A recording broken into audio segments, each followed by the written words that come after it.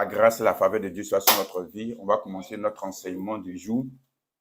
On va prendre le livre de Actes, chapitre 1.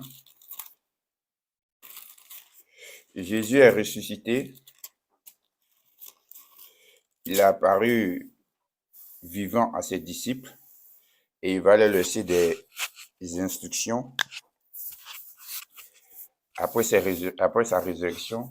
Mais Luc, qui a écrit le livre des Actes des Apôtres, il va dire quelque chose ici qui va nous intéresser pour notre message du jour. On va lire le verset 1 au verset 3. Celui qui a trouvé peut faire la lecture.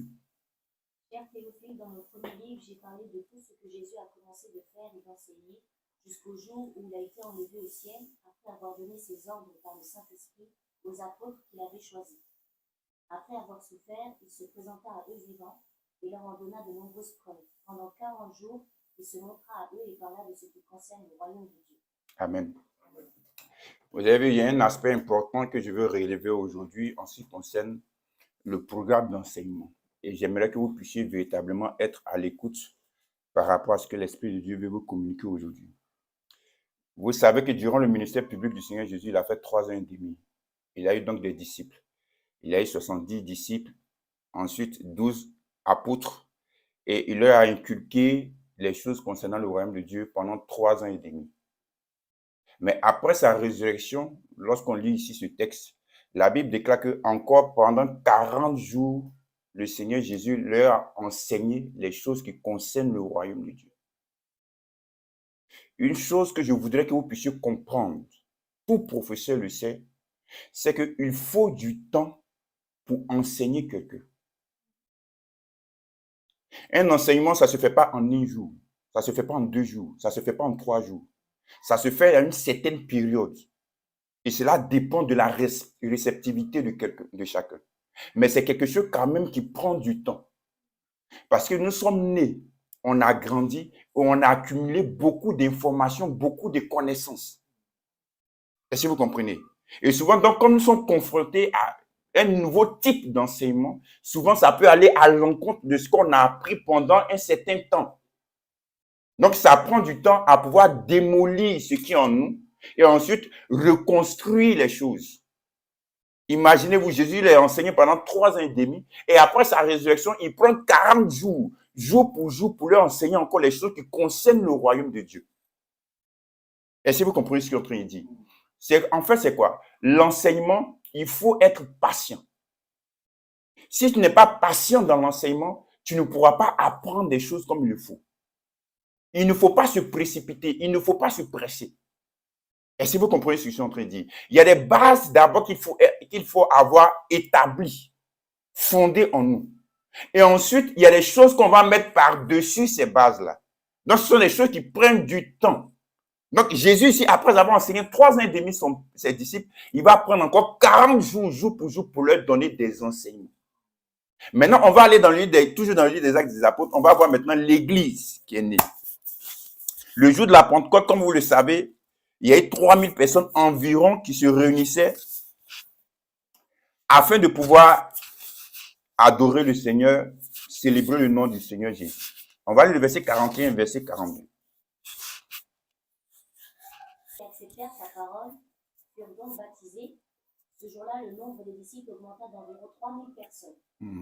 Ils persévéraient dans l'enseignement des apôtres, dans la communion fraternelle, dans la fraction du pain et dans les prières. Donc, ils persévéraient. Ces 3000 personnes qui se réunissaient autour des apôtres, des 12 apôtres, 12e qui était Matthias, ils persévéraient dans l'enseignement des apôtres. Et le verbe ici, persévérer en grec, c'est comme si tu viens résider dans un endroit. Tu t'établis dans cet endroit. Donc, ils persévéraient dans l'enseignement des apôtres. Pourquoi? Parce que c'était une nouvelle réalité à laquelle ils étaient confrontés. Et cette réalité, elle est spirituelle. Donc, le monde spirituel, pour le savoir, c'est un monde qui est vaste. C'est un monde où il y a beaucoup de choses qui s'y passent. L'homme, il est en même temps naturel et il est en même temps spirituel. Et le spirituel, c'est tellement profond qu'il faut vraiment du temps pour pouvoir t'enseigner les choses en ce qui concerne ce qui est spirituel. Ça prend beaucoup de temps. C'est pourquoi on disait qu'il persévérait dans l'enseignement des apôtres.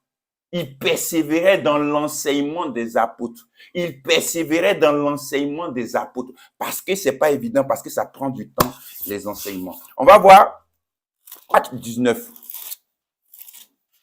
On suit maintenant l'apôtre Paul, qui ne faisait pas partie de cette assemblée de Jérusalem, qui lui, vous savez, on a dit tout à l'heure, était d'abord persécuteur de l'Église. On va prendre le verset 9. Cependant, quelques-uns restaient endurcis et incrédules et disaient du mal de la voix du Seigneur devant la foule. Alors il les quitta, prit les disciples à part et enseigna chaque jour dans l'école d'un dénommé Tyrannus.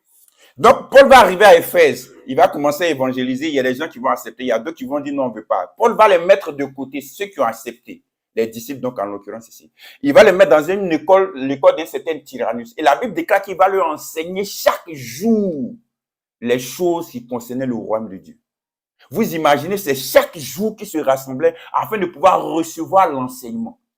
Vous savez souvent ce qui peut nous affecter et nous mettre dans le découragement, c'est que on n'a pas toujours ce contact avec la parole, ce contact avec les frères et sœurs.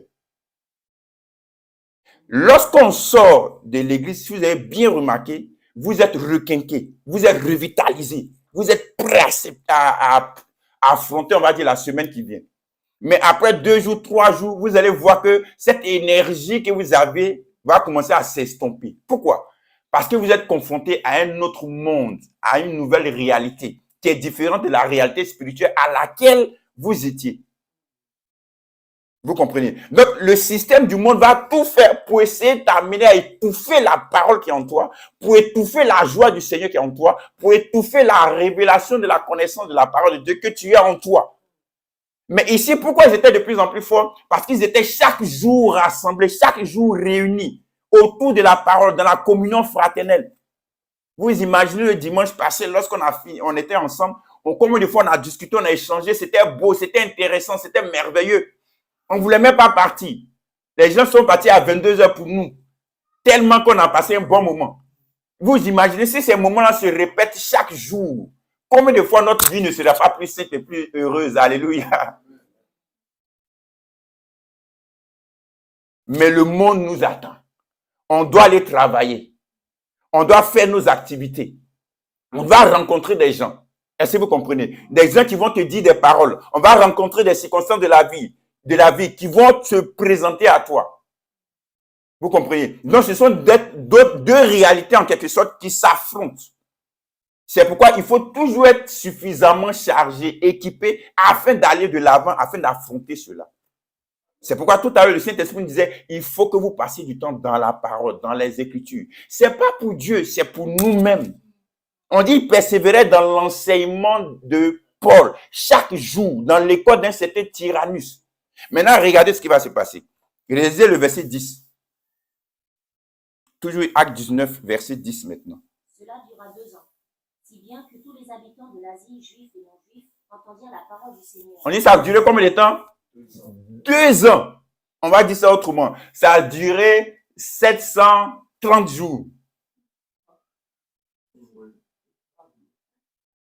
Vous imaginez, pendant 730 jours, jour pour jour, il leur enseignait la parole. Raison pour laquelle toute l'Asie mineure en ce temps avait entendu parler de la parole de Dieu. Parce que c'est quelque chose de quotidien. C'est quelque chose de fastidieux. Regardez, lorsqu'on doit préparer un enseignement, peu importe le domaine dans lequel tu te trouves, vous allez voir que c'est quelque chose de fastidieux. Tous les professeurs peuvent en témoigner. Ça prend beaucoup de temps, ça prend beaucoup d'énergie, ça demande beaucoup de concentration, ça demande beaucoup de focus, ça demande beaucoup de recherche. Ça, c'est pour les choses, entre guillemets, du monde. Imaginez maintenant pour les choses spirituelles. En plus de ce que je viens d'expliquer, ça demande beaucoup de prières. Parce que l'œuvre à laquelle on est confronté, c'est une œuvre spirituelle. Elle requiert un certain nombre de choses à comprendre, à réaliser. Est-ce que vous comprenez? Donc, l'enseignement, déjà, ça prend du temps pour le préparer. Est-ce que vous comprenez? Quand je viens au-devant de vous, regardez mon cahier qui est là. Bon, je vais montrer. Bon, il ne peut pas bien voir. Vous avez vu? Ce sont des recherches qu'on fait. On lit des passages bibliques. On lit des références bibliques. On est là, on étudie les mots. On étudie ceci, cela. C'est comme ça dans tous les domaines d'activité, que tu sois informaticien, que tu sois quelque part. Ça, comme ça, tu fais des recherches toi-même. Tu te cultives. Tu t'informes. C'est pourquoi j'ai dit, lorsque, dans le dimanche dernier, j'ai dit, lorsque tu viens à Christ sur la foi, il y a une chose qui est importante que tu dois ajouter, c'est la connaissance. C'est des informations que tu dois recevoir. De bonnes informations. Peu importe le domaine d'activité dans lequel tu veux exercer ou tu veux exceller, il faut que tu te cultives. Il faut que tu sois dans l'excellence de la révélation, de la compréhension, de la connaissance des choses. Ça, c'est important. Donc, Paul, ici, on dit, la Bible déclare qu'il a pris 2 ans chaque jour en train d'enseigner dans l'école d'un certain Tyrannus, afin que le peuple de Dieu arrive à la maturité spirituelle. Maintenant, regardez ce qui va se passer. On va prendre le chapitre 20. Lisons le verset 17 et ensuite le verset 20. Non, on va lire les versets 17 à 20. Je vais lire Acte 20, verset 17 à 20. Cependant, arrivé à la ville de Milet, Paul envoya chercher à Éphèse. Donc, Paul venait de quitter la ville d'Éphèse après avoir passé 2 ans là-bas. À Éphèse, les anciens de l'église. Lorsqu'ils furent arrivés vers lui, il leur dit, maintenant c'est Paul qui parle. Vous savez de quelle manière, depuis le premier jour où je suis entré en Asie, je me suis sans cesse conduit avec vous, servant le Seigneur en toute humilité, avec larmes et au milieu des épreuves que me suscitaient les embûches des Juifs. Écoutez bien, vous savez que je n'ai rien caché de ce qui vous était utile et que je n'ai pas craint de vous prêcher et de vous enseigner publiquement et dans les maisons, annonçant aux Juifs et aux Grecs la repentance envers Dieu et la foi en notre Seigneur Jésus-Christ. Donc ici, Paul nous fait savoir que non seulement il a annoncé dans l'école d'un certain Tyrannus, mais il a aussi annoncé dans des maisons.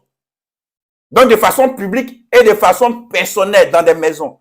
Donc il a fait ça pendant plusieurs années.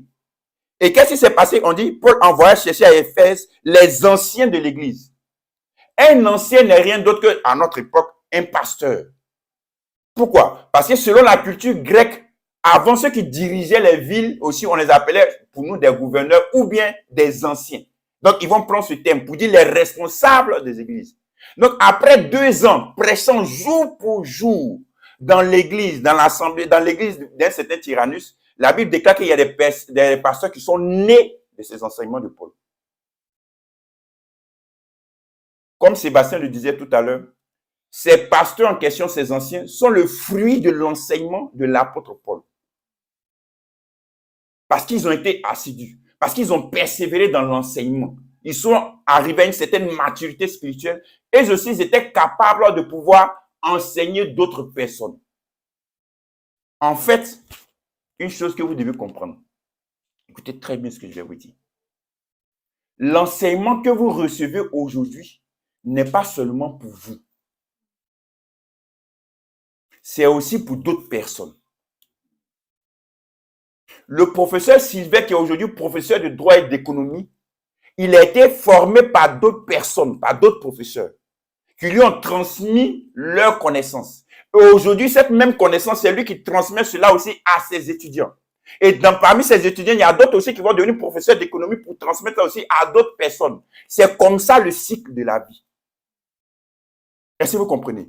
Donc, l'enseignement que vous recevez aujourd'hui, ce n'est pas seulement pour vous, c'est aussi pour d'autres personnes qui viendront derrière. Vous posez des questions. Donc, souvent, je dis aux gens, même si le sujet ne t'intéresse pas, il faut l'écouter quand même. Parce qu'il y a des gens qui vont te rencontrer, qui vont te poser des questions sur ce sujet que tu es en train d'écouter aujourd'hui. Est-ce que vous comprenez? Comme Pierre le dit, il va y avoir des gens qui vont nous demander de pouvoir justifier en quelque sorte notre foi, qui vont nous poser des questions pour comprendre. Chaque jour, pratiquement dans mon téléphone, je reçois des questions que les gens me posent. Souvent, il y a des questions qui sont là, tu dis, ah, je n'ai pas encore réfléchi à ça. Il faut que je réfléchisse bien à ça avant de répondre. Pourquoi? Parce que c'est tout à fait normal. Tout à l'heure, lorsqu'on était en train de préparer la caméra, tout et tout, Sébastien a demandé pourquoi tu veux à cette hauteur, pourquoi tu veux à cette âge. Ils veulent comprendre, c'est normal. Donc, les gens qui viennent te poser des questions, ce ne sont pas forcément des gens qui sont animés de mauvaise foi, de mauvaises intentions. Ce sont des gens qui veulent vraiment comprendre les choses. Donc, en quelque sorte, tu te dois de leur donner des éléments de réponse qui vont les amener à pouvoir être convaincus. Est-ce que vous comprenez ce que j'ai en train de dire? Donc, ce que vous recevez aujourd'hui, ne pensez pas seulement à vous. Pensez aux autres, à ceux-là même que vous allez rencontrer sur votre chemin, qui vont vous poser des questions dans ce sens ou à ce sujet. Donc, les mêmes personnes que Paul enseignait au début, lorsqu'on a lu tout à l'heure dans Acte 19, la Bible déclare qu'ils sont devenus aujourd'hui pasteurs. Ils sont devenus, là où on lit, pasteurs. C'est-à-dire, ils ont eu maintenant la charge de pouvoir enseigner d'autres personnes. Je dis toujours aux gens, ce n'est pas le fait de se mettre devant la caméra et de parler à une multitude. Ce n'est pas seulement dans cette image. Ne dis pas non, comme moi je sais que je ne vais pas devenir pasteur, je ne vais pas me mettre devant pour enseigner les gens. Non, je n'en ai pas besoin. Non, tu en as besoin non seulement pour nourrir ta foi, mais tu en as besoin aussi parce que tu vas rencontrer aussi des gens. Nous sommes dans une société. Et dans cette société, tu ne vas pas me dire que tu vas rester là toute ta vie, vivre seul. C'est impossible. Tu vas être amené à rencontrer des gens. Si tu ne veux pas rencontrer des gens, Dieu lui-même va te pousser à rencontrer des gens. Pourquoi? Parce qu'il y a des gens qui ont besoin d'être sauvés. Gloire à Dieu. Il y a des besoins qui ont besoin d'être rassurés dans les foi. Il y a des gens qui ont besoin d'être éclairés par nous. Je vous assure, le Saint-Esprit m'est témoin. Lorsque je rentrais dans la foi en Christ, je n'avais pas pour ambition de faire ce que je fais aujourd'hui. J'étais peinard chez moi à la maison, à Nanuré, à Yopougon, dans mon quartier. Et mon père spirituel est venu frapper à la porte de notre maison. Il a évangélisé. Toute la famille s'est sauvée, a été sauvée. Quand il est venu évangéliser dans la maison et qu'il a apporté l'évangile, j'ai cru. Moi, c'était pour mon salut. Ce n'était pas pour autre chose. Quand Sylvain, le professeur, rentrait à l'école primaire en classe de CP1, il n'avait pas dit qu'il rentre au CP1 pour devenir professeur d'économie. Non, non, non. Est-ce que vous comprenez ce qu'on te dit? Comme tout à l'heure, le Saint-Esprit disait, vous ne savez pas ce que vous allez devenir plus tard. C'est pourquoi il y a des choses qu'il faut toujours prendre, il faut toujours accepter. Il ne faut pas avoir cette mentalité, non, comme je ne vais pas devenir pasteur, donc il y a des choses que je n'ai pas besoin de savoir. Non, non, non, non, non. Ne mets pas ça dans ton esprit. Est-ce que vous comprenez ce qu'on te dit? Pourquoi? Parce que tu vas éclairer beaucoup de personnes. On dit Étienne était un diacre. Lisons un peu la vie d'Étienne. On va prendre Actes chapitre 6 d'abord. Versets 3 à 5. Actes chapitre 6, versets 3 à 5. C'est pourquoi, frères et sœurs, choisissez parmi vous 7 hommes de qui l'on rende un bon témoignage rempli d'Esprit Saint, de sagesse, et nous les chargerons de ce travail. Quant à nous, nous continuerons à nous consacrer à la prière et au ministère de la parole. Cette proposition plut à toute l'assemblée. Et choisir Étienne, un homme plein de foi et de l'Esprit Saint, Philippe Prochor, Nicanor, Timon, Parménas et Nicolas, un non-juif d'Antioche converti. Vous avez vu? Ils ont choisi donc cette personne, ce qu'on les appelait après diacre. Diacre, ça vient du mot grec diakonos, qui veut dire seulement serviteur. Donc, ils servaient dans l'église, auprès des apôtres. Ils géraient en ce qui concerne la table, la nourriture, la répartition de la nourriture au milieu des veuves et autres. Maintenant, regardez ce qu'on va dire maintenant de ces personnes-là. On va lire le verset 8. Étienne, plein de foi et de puissance, accomplissait des prodiges et de grands signes miraculeux parmi le peuple. Il faut lire verset 9 à 10. Quelques membres de la synagogue, appelée synagogue des affranchis, des Cyréniens, des Alexandrins et des Juifs de Cilicie et d'Asie se mirent à discuter avec lui. Mais ils ne pouvaient pas résister à la sagesse et à l'esprit qui inspirait ses paroles. Je veux que tu dises Amen. Amen. Je veux que, en fait, pourquoi je te demande de dire Amen? Je veux que ton esprit aussi capte quand tu lis souvent certains passages bibliques. Je veux avoir cette grâce-là. Je veux manifester cette grâce-là. Moi, quand je lisais Étienne, c'est ce que je disais. Je veux être rempli de grâce et de sagesse, de telle sorte que je puisse vraiment éclairer les gens lorsqu'ils viendront vers moi pour essayer de comprendre les choses. Donne-moi cette sagesse, c'est le mot juste, Saint-Esprit. Donne-moi d'avoir la parole adéquate afin de pouvoir éclairer ceux qui viendront vers moi. Je veux avoir une sagesse surnaturelle, manifester cette sagesse extraordinaire. Donc ici, on dit quoi? On dit Étienne qui était simplement un diacre dans l'assemblée, il faisait des miracles. Dis Amen. Je veux que tu dises Amen. Il faudrait que tu te dises, même si je ne suis pas pasteur, lorsque je serai confronté à une situation, je verrai par exemple quelqu'un qui sera malade, il peut dire, est-ce que je peux prier pour toi? La personne va dire, oui, il faut prier pour moi. Et je vais prier pour la personne et la personne sera guérie. Amen. Mon frère Samuel est venu me rendre ce témoignage dans son travail. Il y avait une femme qui avait ce mal. Il a dit, non, je vais prier pour toi. Il a prié pour la femme était guérie. Samuel n'est pas pasteur, ou entre guillemets n'a pas été consacré pasteur. Est-ce que vous comprenez ce que je suis en train de dire? Donc, Dieu peut et va vous utiliser pour faire des choses. Ne vous-même minimisez pas. Le pasteur n'est pas plus grand que le fidèle aux yeux de Dieu. C'est-à-dire que le pasteur ne détient pas seulement seul la capacité à pouvoir manifester les dons spirituels ou enseigner la parole de Dieu aux gens. Non. Dieu permettra que tu rencontres des gens qui ont besoin d'être éclairés, qui ont besoin de recevoir la parole, qui ont besoin de prières. Une chose que moi j'utilisais beaucoup, c'est que lorsque je rencontre des amis, ils m'expliquent leurs problèmes. D'accord. Est-ce que tu veux que je puisse prier pour toi, pour ce problème-là? Pour que Dieu que je sais, pour que Dieu que je prie du moins, puisse intervenir. Il disait oui. Et je priais. Je voyais souvent la main de Dieu se manifester. Dieu aime se glorifier dans la vie des gens. C'est aussi une opportunité que Dieu te donne de pouvoir manifester sa grâce à leur égard. Il ne faut pas venir dire à la personne, non, si tu veux qu'il prie pour toi, d'abord, il faut te convertir d'abord. Non. N'essayez pas comme ça. Dites-moi, est-ce que Jésus n'a pas guéri beaucoup de malades durant son ministère public? Est-ce que Jésus n'a pas pourvu aux besoins de certaines personnes, ceux qui avaient faim avec les 5 pains et 2 poissons? Mais est-ce que Jésus lui a demandé d'abord de se convertir? Une fois, l'Esprit de Dieu m'a enseigné ceci. Il m'a dit, les dons spirituels que je te donne, les dons qui sont en toi, ce n'est pas pour les chrétiens. C'est pour les hommes. Ce que tu as en toi, c'est pour les hommes. Donc, les hommes et les femmes qui viendront vers toi, dis-toi que cette capacité que Dieu a mise en toi, c'est pour leur faire du bien. Est-ce que vous comprenez? Tu as la puissance de la prière. Il faut croire en toi. Il faut croire que si je prie pour la personne, Dieu va se glorifier. Ne lui demande rien. Il faut me suivre forcément à l'église avant qu'il prie. Non. Il faut te convertir. Non, c'est pas ça. Prie pour la personne. Manifeste l'amour, manifeste la bonté, manifeste la grâce vis-à-vis de la personne. Le Père prend plaisir à cela. Je sais que le Père aime ça. Il aime quand on manifeste cette générosité, cet amour à l'égard des autres. Il dit, c'est en ce sens que les gens sauront que vous êtes mes disciples lorsque vous allez manifester l'amour vis-à-vis des autres. Soyez prêts à être généreux vis-à-vis des gens. Si tu as la possibilité, tu peux donner de l'argent à quelqu'un, il faut lui donner. Il ne faut pas dire non, il ne sait pas ce que tu as fait l'argent. Arrête ça là, arrête ça.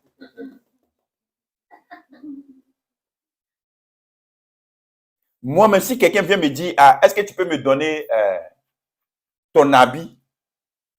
Si je sais dans l'esprit qu'il veut aller travailler avec ça, comme on le dit chez nous en Afrique, mystiquement avec, je vais lui donner même ma photo pour accompagner.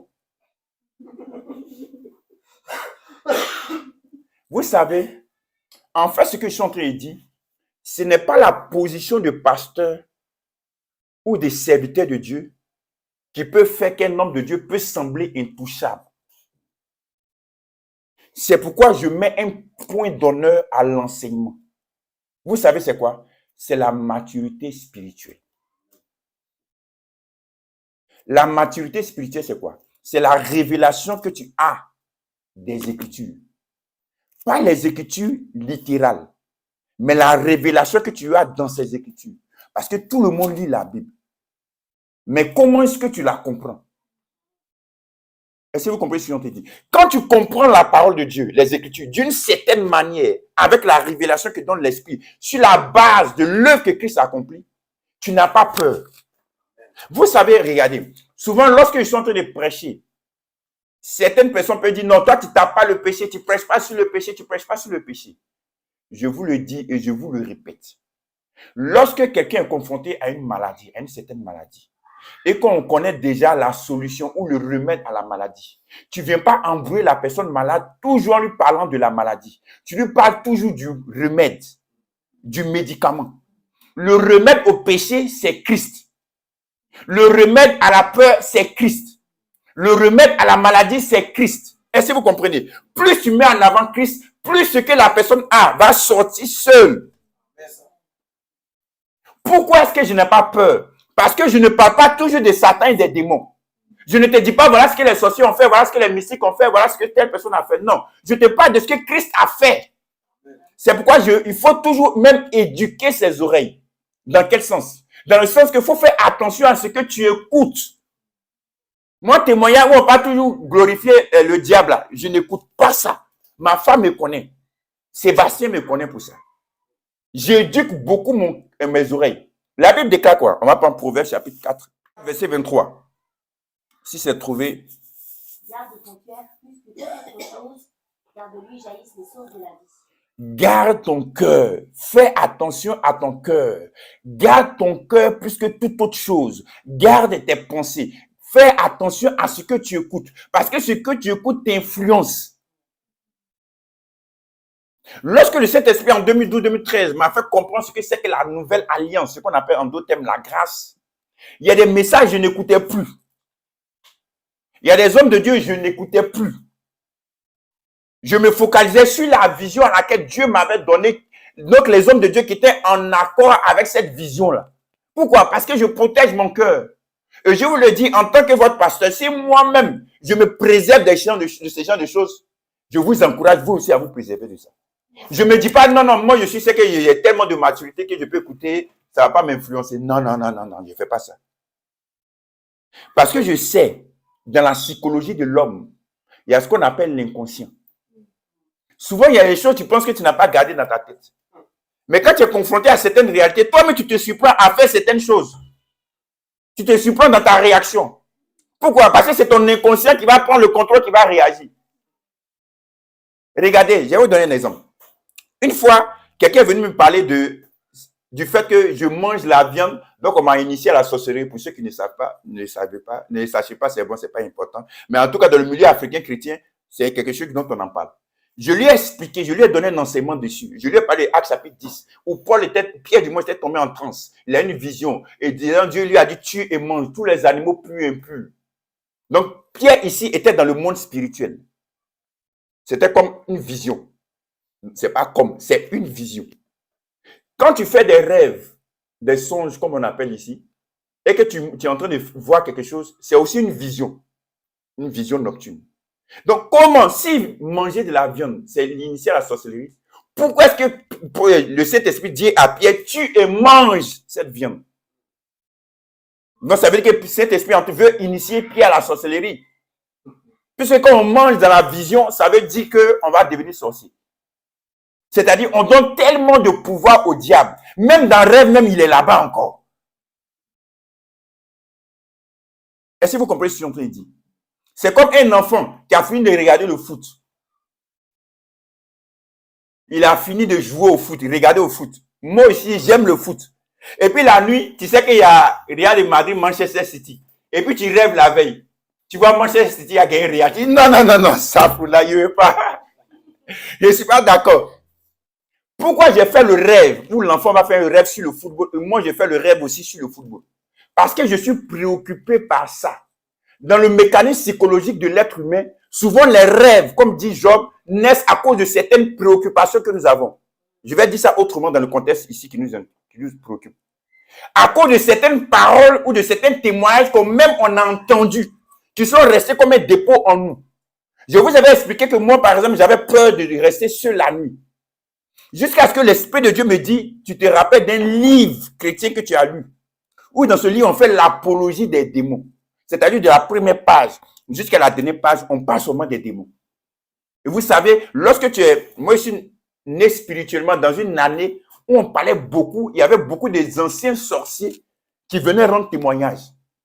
Donc ça, c'était populaire à mon époque. Donc, on ne faisait qu'écouter ça, écouter ça. Donc, quand j'ai vu un livre qui parlait de ça, c'était une américaine, j'ai lu, ça ne faisait que ça. Et le Saint-Esprit m'a dit, ce livre que tu as lu a été comme une sémence en toi. Et c'est cette semence qui a fait que à chaque fois que tu dors, tu penses qu'il y a un démon qui va sortir de nulle part. Écoutez bien. C'est pourquoi lorsque vous êtes en train de regarder un film d'horreur et que vous partez dormir, qu'est-ce qui va se passer? Est-ce que vous n'allez pas avoir peur? Moi, je vous assure, je ne vais pas citer les titres de films d'horreur ici. Quand j'étais dans le monde, mon grand frère, Thomas, m'a envoyé au cinéma Sagidiba pour aller regarder un film d'horreur qui m'avait traumatisé pendant plusieurs nuits. Je n'ai pas pu dormir. Parce que dans ce film-là, le démon apparaissait dans tout. Donc, quand je vois, il regarde partout comme ça, mon cœur bat. Les ombres que tu vois. Pourquoi? Donc, ça dépend de ce que tu vois. En d'autres termes, ce à quoi tu es exposé. C'est pourquoi je vous parlerai toujours ici de Jésus, de la puissance de Dieu, Amen, qui triomphe sur toutes les œuvres du diable. Amen. Je vous parlerai des anges que j'ai vus, de telle sorte que vous aussi, votre cœur soit dans le repos et dans la confiance, dans l'assurance. Alléluia. Amen. Ça, c'est important. Est-ce que vous comprenez? Donc, garde ton cœur. Fais attention à ton cœur. Fais attention à tes pensées. Parce que les pensées, c'est le lieu de bataille dans le monde spirituel. Si tes pensées sont atteintes négativement, tu vas avoir de mauvais pieds. Tu seras de mauvaise humeur. C'est comme ça les choses fonctionnent. Donc, il faut que tu fasses attention. Il faut que tu nourrisses tes pensées. Tu nourrisses ton cœur de la bonne parole. Il faut garder son cœur plus que tout. Il faut rester toujours en contact avec la révélation de la parole. La révélation que le Seigneur te donne. Afin que tu préserves ton cœur, afin que tu préserves tes pensées. C'est pourquoi l'enseignement est important. Pour changer ta mentalité, pour changer ta manière de voir les choses. Afin que tu sois quelqu'un d'audacieux, afin que tu sois quelqu'un qui marche toujours dans la paix, toujours dans la joie. Ça peut prendre du temps que ça prend, mais reste toujours dans l'enseignement, dans la parole, en contact avec la parole de Dieu, la révélation de la parole de Dieu. Afin que finalement les choses changent en toi. Vous savez, le Saint-Esprit me connaît. Je suis quelqu'un, je n'aime pas me mettre devant les gens afin de parler.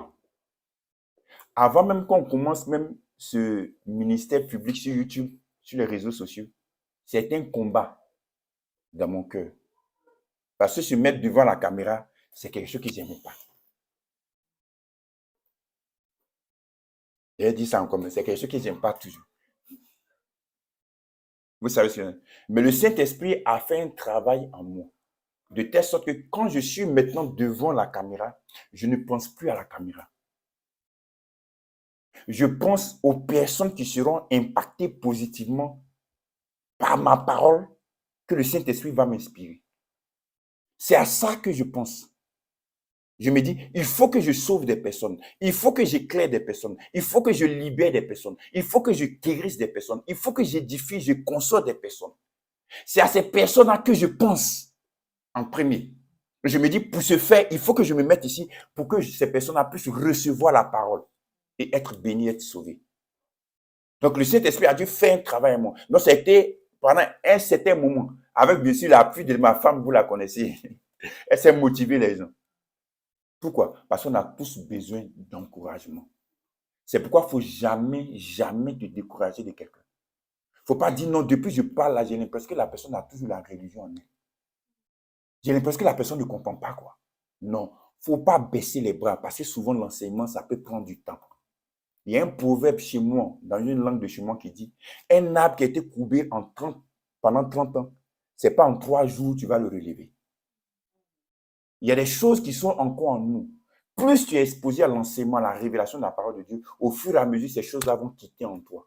Ces choses-là vont quitter en toi, afin que tu sois la personne dont il faut pour que le Saint-Esprit se serve d'elle, afin de pouvoir bénir et sauver beaucoup de personnes. Alléluia. Amen. On va terminer par Actes chapitre 28.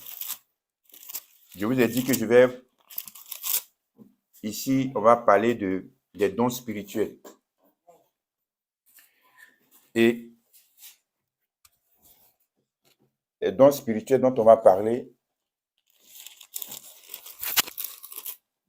il faut déjà au préalable que je vous prépare par rapport à ces choses, parce que ça sera tellement merveilleux. Vous allez voir que chacun d'entre vous va manifester les dons de l'esprit.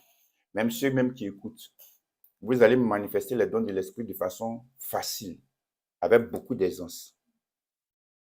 Vous savez, tu ne peux pas désirer quelque chose que tu ne connais pas. Tu ne peux pas manifester efficacement une chose à laquelle tu n'as pas vraiment les informations qu'il faut. Plus vous aurez de l'éclairage en ce qui concerne les dons spirituels, et surtout 1 Corinthiens 12, 13, 14, plus vous allez manifester aisément les dons, les capacités qui sont en vous. Parce qu'il y a une chose que vous devez comprendre. Si Dieu a dit, je vais donner ces dons à l'église que vous êtes, à mes enfants que vous êtes, c'est parce que c'est important, c'est parce que c'est utile. C'est pourquoi il ne faut pas dire, je ne veux pas de tel don, parce qu'il y a eu des abus que tu as vus avec ce don-là. Ne dis pas, non, je ne vais pas prophétiser, je ne vais pas parler en langue, parce qu'il y a eu tellement d'abus, il y a eu tellement de choses. Non. Regardez la preuve. Est-ce qu'il n'y a pas beaucoup de corruption avec l'argent? Est-ce que les gens ne font pas beaucoup de bêtises, d'excès, d'abus avec l'argent? Mais si tu vas dire non, je ne veux pas l'argent. Si tu ne veux pas l'argent, il faut envoyer l'argent, on va prendre pour soutenir l'œuvre de Dieu. Tu veux toujours l'argent. Donc, c'est-à-dire, c'est une ruse aussi de l'ennemi qui te fait croire, comme il y a des abus là-bas, il ne faut pas prendre, il ne faut pas toucher à ça. Ce n'est pas parce qu'il y a des faux billets de 20 euros, à chaque fois qu'on va te présenter un billet de 20 euros, tu as dit non, je refuse. Puisque tu sais à quoi ressemble le vrai billet de 20 euros, tu vas prendre, tu vas examiner, tu vas dire c'est un vrai, et puis tu vas le garder. Donc, tu vas manifester véritablement les dons de l'esprit. Alléluia. Et tu vas être une bénédiction pour beaucoup de personnes. Amen. Alléluia. À partir du dimanche prochain, on va commencer véritablement. Je vais parler rapidement des autres programmes de l'église et on va commencer les dons de l'esprit. Vous allez voir, ça va vous faire beaucoup de bien. Moi, ça m'a fait beaucoup de bien lorsque l'Esprit de Dieu m'a fait comprendre ces choses. Pour l'utilité commune, pour la bénédiction des gens. Tout à l'heure, vous avez vu, lorsque l'Esprit de Dieu s'est manifesté, ça nous a fait du bien. Amen. Il y a une chose que vous devez comprendre que l'Esprit de Dieu met à cœur, c'est que dans le domaine de la prophétie, on prophétise avec notre langage, avec notre compréhension. Celui qui reçoit la prophétie, il peut avoir un autre langage que celui qui donne la prophétie. Mais celui qui reçoit la prophétie, même si le langage de celui qui donne la prophétie n'est pas toi ton langage, toi tu comprends la prophétie avec toi ton langage. Tu regardes l'esprit qui est derrière.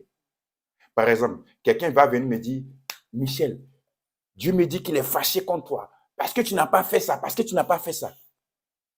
Moi qui comprends la grâce, je vais dire, voilà comment je vais interpréter la prophétie. Mon fils, je t'encourage à te lever, à continuer à faire l'œuvre de Dieu. À continuer à faire l'œuvre de Dieu. Parce que je t'aime, je suis avec toi. Et tu vas avoir de la réussite dans ce que tu vas faire. Voilà comment je vais comprendre. Vous avez compris? C'est pourquoi il ne faut pas rejeter une prophétie.